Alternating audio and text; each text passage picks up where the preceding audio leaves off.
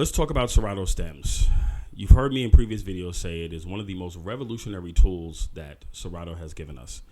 And why is for the simple tools that it creates on being able to separate music from drums to bass to melody to instrumental.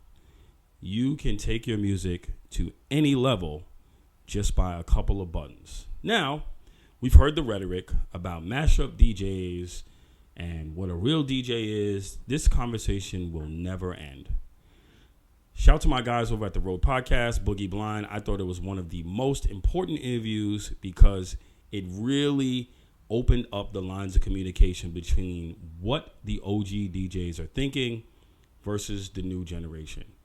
And although it might seem that some of it was a little conflicting, I found that the conversation was so necessary.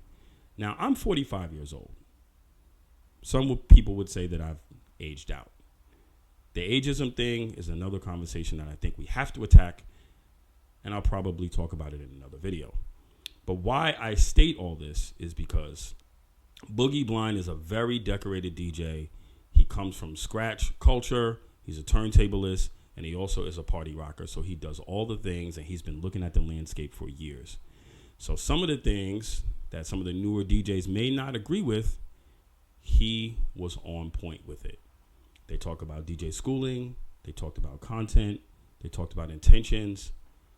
And all of it matters. Using stems is not a bad thing. Overusing stems is a bad thing. There's definitely a way to overuse it. There are songs out there that do not need to be remixed and do not need to be mashed up for you to just get the likes from your friends and be able to create content. We're losing the point on why the artist created the music. The music is beautiful. They went and they put their time into the studio. They had live musicians come in and play it. Not everything needs to be a remix. So when you have that approach, try using stems a little bit more sparingly, maybe during your transitions.